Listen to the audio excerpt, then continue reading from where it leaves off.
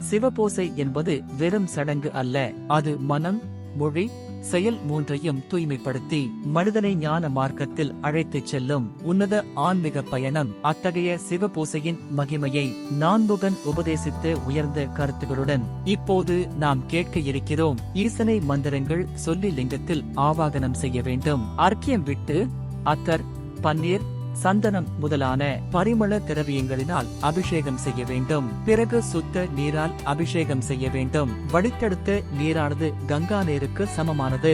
ஆகவே வடித்தெடுத்து நீரில் வாசனை திரவியங்களையும் புஷ்பங்களையும் போட்டு திருவருளாகிய ஞானமே நீரென பாவித்து அபிஷேகம் செய்தால் மும்மலங்கள் அற்றுப்போகும். சந்தனத்தினால் அபிஷேகம் செய்தால் சுகத்தை பெறலாம். அரிசி மாவினால் அபிஷேகம் செய்பவர்கள் மலநாசம் அடைவார்கள். ஆமலகத்தினால் அபிஷேகம் செய்பவர்கள் ரோகம் நீங்க பெறுவர்.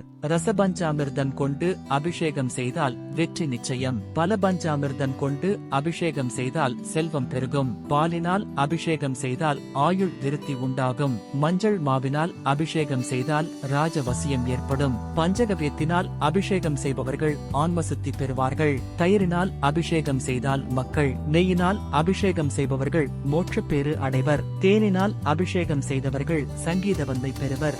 பஞ்சாற்றினால் அபிஷேகம் செய்தவர்கள் நித்திய சிவத்தை அடைவர். சர்க்கரையால் அபிஷேகம் செய்தவர்கள் சத்ரு நாசத்தை அடைவர். வாழைப்பழத்தினால் அபிஷேகம் செய்தால் விளைச்சல் பெருகும். பலாப்பழத்தினால் அபிஷேகம் செய்தால் லோக வசியம் ஏற்படும். மாம்பழத்தினால் அபிஷேகம் செய்தால் சகல விதமான வெற்றி உண்டாகும். மாதுளம் பழத்தினால் அபிஷேகம் செய்தால் பகை நீக்கம் ஏற்படும். கிடாரம்பழம், நாரத்தம் பழம் ஆகியவை நல்ல புத்தியை தரும். எலுமிச்சம் பழத்தினால் அபிஷேகம் செய்தால் யமபயம் நீங்கும். தேங்காய் துருவல், அன்னம் ஆகியவை அரசுரிமைகள் தரும். இளநீரால் அபிஷேகம் செய்தால் நல்ல பிள்ளைகள் பிறக்கும். கோரோசனையால் அபிஷேகம் செய்தால் தீர்க்காயுளை பெறுவர். பச்சை கற்பூர அபிஷேகம் பயநாசத்தை ஏற்படும். பனிநீரினால் அபிஷேகித்தால் சாலோக்கியம் கிட்டும். சாலோகம் என்பது முக்தியின் 4 நிலைகளில் ஒன்று. இது இறைவன் இருக்கும் இடத்தில் இருக்கின்ற நிலை. தேவர்கள் உலகத்தில் வாழ்வது சாலோகம் எனப்படும். சந்தன குழம்பினால் அபிஷேகம் செய்தால் சாயுச்சியம் அடைவர். இது இறைவனுடன் இரண்டர கலக்கின்ற நிலை.